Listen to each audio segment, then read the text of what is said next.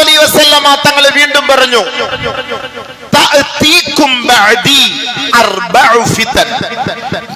ഏ സ്വഹാബത്തെ, ഏ ലോക മുസ്ലിമീങ്ങളെ, എനിക്ക് ശേഷം 4 ഫിത്നകൾ, 4 പ്രശ്നങ്ങൾ ലോകത്തുണ്ടാകും, 4 ഫസാദുകൾ ലോകത്തുണ്ടാകും എന്റെ കാലശേഷം. നബിയുനാ ഷഫീഉനാ റസൂലുള്ളാഹി സ്വല്ലല്ലാഹു അലൈഹി വസല്ലമ തങ്ങൾ പറഞ്ഞു, അൽ ഊല, ഒന്നാമത്, യുസ്തഹല്ലു ഫീഹാ ദിമാഉ, ജനങ്ങളെ കൊന്നൊടുക്കുന്ന ഒരു കാലം, ഒരു ഫിത്ന ഉണ്ടാകും, ഒരു കാരണവും വേണ്ട.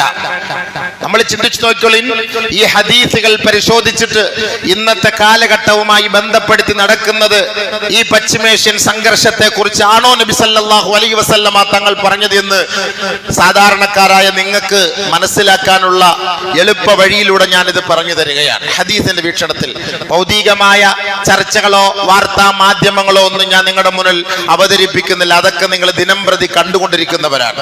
ഒരുപക്ഷെ ഹദീസുമായി കൂടുതൽ അവഗാഹം നിങ്ങൾക്ക് ഇല്ലാതെ പോയെങ്കിൽ നിങ്ങൾക്ക് മനസ്സിലാക്കാനുള്ള ഒരു വഴി നബി സല്ലല്ലാഹു അലൈഹി വസല്ലമ തങ്ങൾ നമുക്ക് പഠിപ്പിച്ചു തന്ന 1-2 ഹദീസുകൾ നിങ്ങളുടെ മുന്നിൽ ഞാൻ നിങ്ങളെ അറിയിക്കുകയാണ്, ഉദ്ധരിക്കുകയാണ്. നബി സല്ലല്ലാഹു അലൈഹി വസല്ലമ തങ്ങൾ പറഞ്ഞു, എനിക്ക് ശേഷം 4 ഫിത്നകൾ പൊട്ടി പുറപ്പെടും. അതിലൊന്ന് യുസ്തഹല്ലു ഫീഹാ ദിമാഉ എന്ന് പറഞ്ഞാൽ രക്തം ഹലാലാവുന്ന ഒരു സാഹചര്യമായിരിക്കും എന്ന് പറഞ്ഞാൽ വെറുതെ കൊന്നുകളയ. ഇന്നത്തെ സാഹചര്യമാണോ അല്ലയോ എന്ന് മനസ്സിലായിക്കോളെ.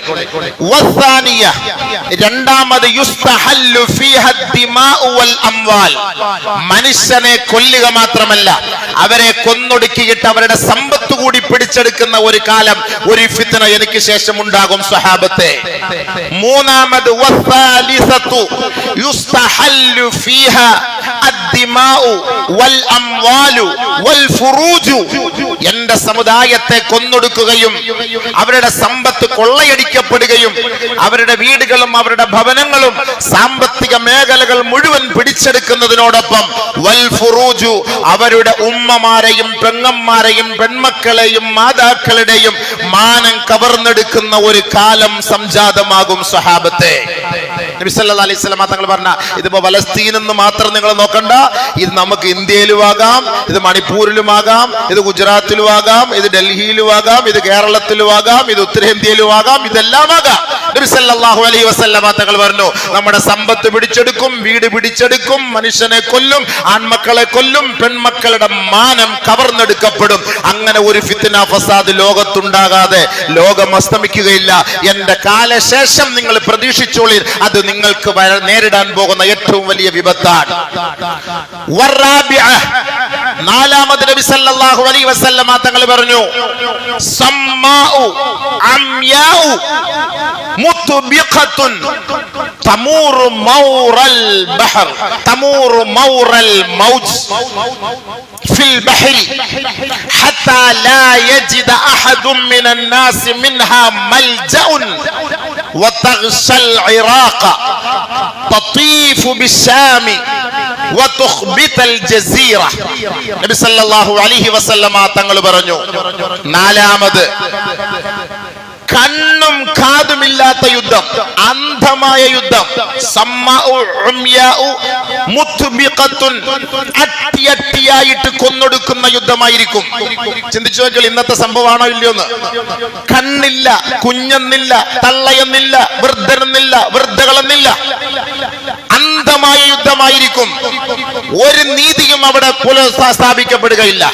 അങ്ങനത്തെ ഒരു യുദ്ധമായിരിക്കും. എത്രത്തോളം എന്ന് വെച്ചാൽ നബി സല്ലല്ലാഹു അലൈഹി വസല്ലം തങ്ങൾ മുത്ബിഖ, തുടരെ തുടരെ നടന്നുകൊണ്ടേയിരിക്കും. തീർന്നു, വെടിനിർത്തി എന്ന് കരുതും, അഭയാർത്ഥിയിലേക്ക് പോയിക്കോളി എന്ന് പറയും, അങ്ങോട്ടേക്ക് അവരിടും. തുടരെ തുടരെ അട്ടിയട്ടിയായി അവർക്കെതിരെ കൊലവിളി നടന്നുകൊണ്ടേയിരിക്കും.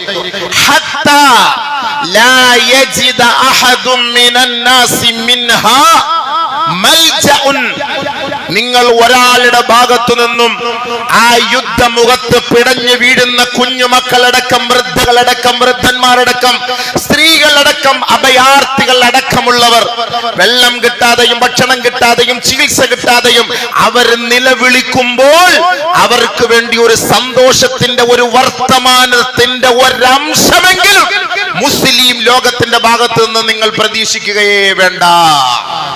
ലോകത്തിന്റെ പ്രവാചകൻ പ്രഖ്യാപിച്ചത് കൊണ്ടാ ഇന്ന് സൗദിക്കാരനും മിണ്ടാത്തത്, ബഹ്റൈൻകാരനും മിണ്ടാത്തത്, UAE-കാരനും മിണ്ടാത്തത്, കുവൈത്തുകാരനും മിണ്ടാത്തത്, ഇറാൻകാരനും മിണ്ടാത്തത്, ഇറാഖുകാരനും മിണ്ടാത്തത്. മിണ്ടാൻ പറ്റൂല.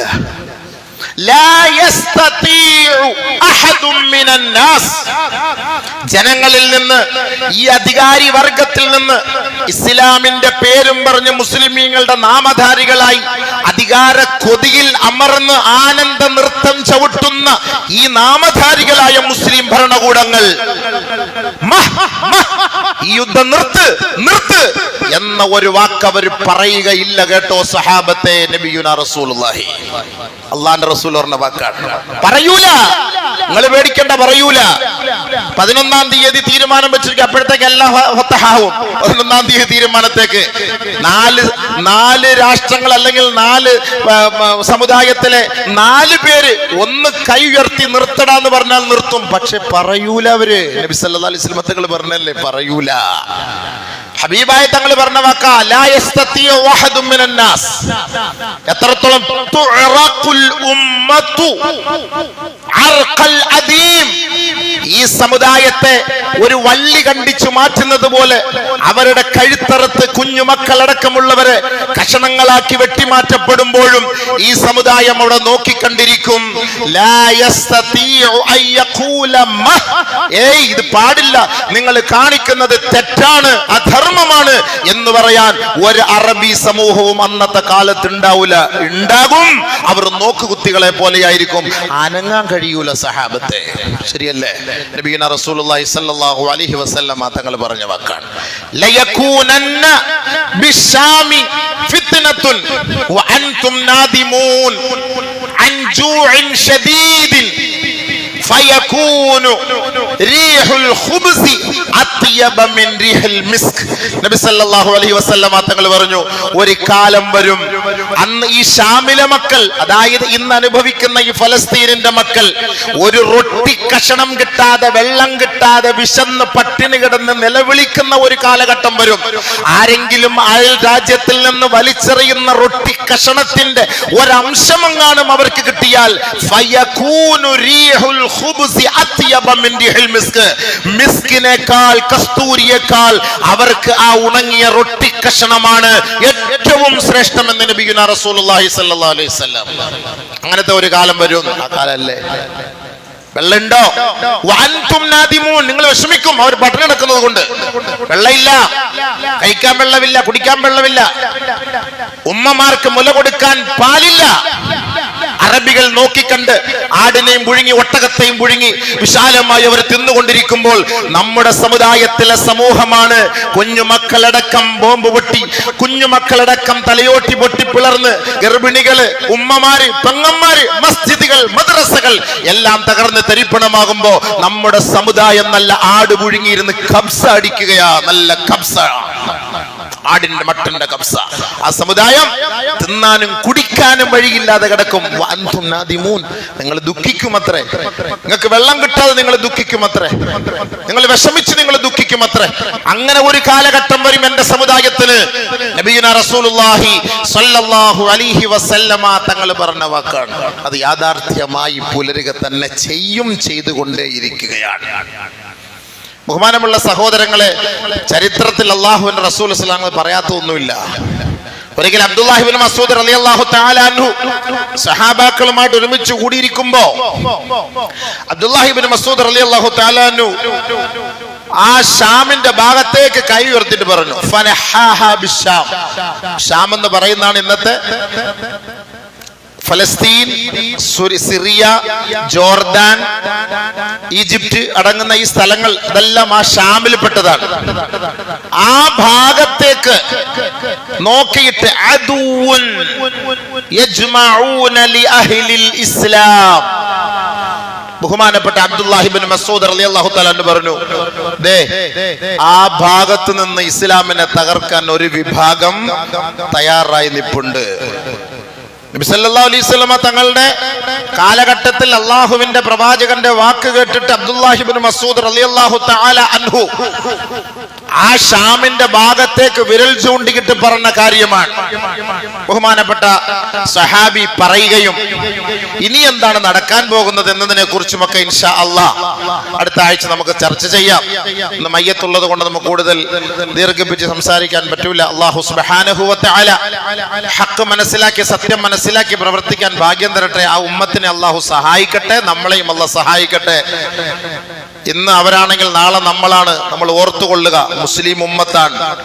അത് ഖിയാമത്ത് നാൾ വരെ നമ്മൾ പരീക്ഷിക്കപ്പെടുന്നവരാണ്. ബഹുമാനമുള്ള സഹോദരങ്ങളെ, കുഞ്ഞുമക്കളെ അടക്കം ഈ നിഷ്കരണം വധിക്കുമ്പോൾ നമ്മൾ ഓർക്കണം, നമുക്കൊക്കെ മാനസികമായി വിഷമവും പ്രയാസവും ഉണ്ടാകാം. ഇത് മനസ്സിലാക്കിയിട്ടാണ് അല്ലാഹു സുബ്ഹാനഹു വ തആല ഒരു തീരുമാനമെടുത്തിട്ട് നമ്മൾ പറയും അല്ലാഹു റഹ്മാനാണ്, അല്ലാഹു റഹീമാണ്, കാരുണ്യവാനാണ്. എന്നിട്ട് അല്ലാഹു എന്ത് റഹ്മത്താണ് ഈ കുഞ്ഞുമക്കളോട് ചെയ്തത് എന്ന് കഴിഞ്ഞ ആഴ്ചയിൽ ഞാൻ അതിനൊക്കെ മറുപടി നൽകിയെങ്കിലും ബഹുമാനപ്പെട്ട പ്രവാചകൻ സല്ലല്ലാഹു അലൈഹി വസല്ലമ തങ്ങൾ പറഞ്ഞു, അല്ലാഹുവിന്റെ പ്രവാചകൻ സല്ലല്ലാഹു അലൈഹി വസല്ലമ തങ്ങൾ പറഞ്ഞു, അത്ഫാലുൽ മുഅ്മിനീൻ, മുഅ്മിനീങ്ങളുടെ കുഞ്ഞുങ്ങൾ, കുഞ്ഞുമക്കൾ, അല്ലദീന യമൂതൂന വഹും സിഗാറുൻ, കുഞ്ഞു പൈതലായിരിക്കുമ്പോ, കുഞ്ഞു കിടാവായിരിക്കുമ്പോ, കുഞ്ഞു മോനും മോളുമായിരിക്കുമ്പോ ആ അവസ്ഥയിൽ അവർ മരണപ്പെടുമ്പോൾ എത്ര വിഷമായിരിക്കും. അങ്ങനെ അവർ മരണപ്പെട്ടാൽ ആരായിരിക്കും ആ കുട്ടികളുടെ ഉമ്മയുപ്പയും? യക്ഫുലുഹും ഐ യർആഹും വയഖൂമു അലാ ശഅനിഹിം. നബിയുല്ലാഹി ഇബ്രാഹിം വസാറത്ത് സൗജതുഹു അലൈഹി സ്വലാത്തു വസ്സലാം. ആ കുഞ്ഞുമക്കളെ അല്ലാഹു സുബ്ഹാനഹു വ തആല തന്റെ പിതാവിന്റെ സ്ഥാനത്ത് ഏൽപ്പിക്കുന്നത് ആരെയാ? നബിയുല്ലാഹി ഇബ്രാഹിം. യക്ഫുലുഹും, അവരുടെ പൂർണ്ണ ഉത്തരവാദിത്വം ഇബ്രാഹിം നബി അലൈഹി സ്വലാത്തു വസ്സലാം ഏറ്റെടുക്കും.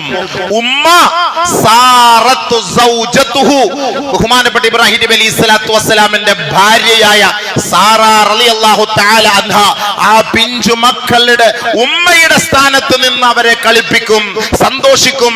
തന്റെ ഉമ്മയും ഉപ്പയും നഷ്ടപ്പെട്ടത് അവർ മറന്നുപോകും. പക്ഷേ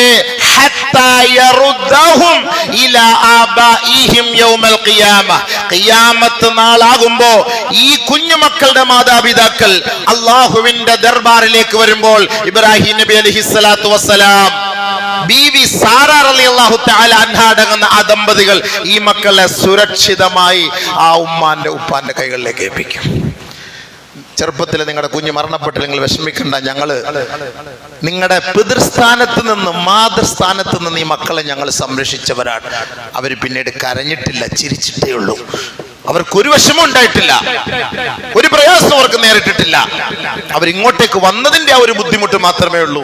അതുകൊണ്ട് ഇതാ നിങ്ങളുടെ മക്കളെ ഞങ്ങളുടെ അമാനത്തായി അള്ളാഹു ഞങ്ങളെ ഏൽപ്പിച്ചതാണ്, ഇത് നിങ്ങളുടെ കൈകളിലേക്ക് ഞങ്ങൾ ഇതാ തിരിച്ചേൽപ്പിക്കുന്നു എന്ന് പറഞ്ഞ് ഇബ്രാഹിം നബി അലൈഹിസ്സലാത്തു വസ്സലാം, ബഹുമാനപ്പെട്ട സാറ ബീവി അടക്കമുള്ള ദമ്പതികൾ ഈ കുഞ്ഞുമക്കളെ അവരുടെ കൈകളിലേക്ക് ഏൽപ്പിക്കും. ഹാദാ റഹ്മത്തും മിനല്ലാഹി അസ്സ വജല്ല ബിഖൽഖിഹി, ഇത് അല്ലാഹു റബ്ബുൽ ഇസ്സത്ത് തന്റെ ദാസന്മാരോട് ചെയ്ത ഏറ്റവും വലിയ കാരുണ്യമാണ്. അതുകൊണ്ട് ഒരിക്കലും നമ്മൾ പറയരുത് അള്ളാഹ്ക്ക് കരുണയില്ല എന്ന് പറയരുത്. അള്ളാഹ്ക്ക് കരുണയില്ല എന്ന് ഒരിക്കലും നമ്മൾ പറഞ്ഞു പോകരുത്. ഇത്രയും നമ്മൾ ദുആ ചെയ്തിട്ട് അല്ലാഹുവേ അല്ലാഹുവേ അല്ലാഹുവേ ഇവന്മാർക്കൊന്നും സംഭവിക്കുന്നില്ല, ഒരിക്കലും അത് പറഞ്ഞു പോകരുത്. ഈ കുഞ്ഞുമക്കളെ ഏറ്റെടുത്ത് സംരക്ഷിക്കുന്ന അല്ലാഹുവിന്റെ റഹ്മത്ത. ഒരു പ്രവാചകൻ തന്റെ കുഞ്ഞിനെ പരിപാലിക്കാൻ ഒരു ഭാഗ്യം കിട്ടുക എന്ന് പറഞ്ഞാൽ അത് കുറഞ്ഞ ഭാഗ്യമല്ല, അത് ഏറ്റവും വലിയ ഭാഗ്യമാണ്. അല്ലാഹു സുബ്ഹാനഹു വ തആല ആ സംഘർഷം എത്രയും വേഗം അവസാനിപ്പിച്ച് ലോകത്ത് സമാധാനവും ശാന്തിയും നൽകി അനുഗ്രഹിക്കട്ടെ. ഈമാനുള്ള നമുക്ക് അല്ലാഹു വലിയ വാഗ്ദ ചെയ്തിട്ടുണ്ട്, വലിയ വാഗ്ദ ചെയ്തിട്ടുണ്ട്. അതൊക്കെ നമ്മൾ ഇൻഷാ അല്ലാഹ് ഇനി നമ്മൾ പുറകിൽ അടുത്ത വിഷയത്തിൽ നമ്മൾ സംസാരിക്കുമ്പോൾ നമുക്കത് മനസ്സിലാക്കും.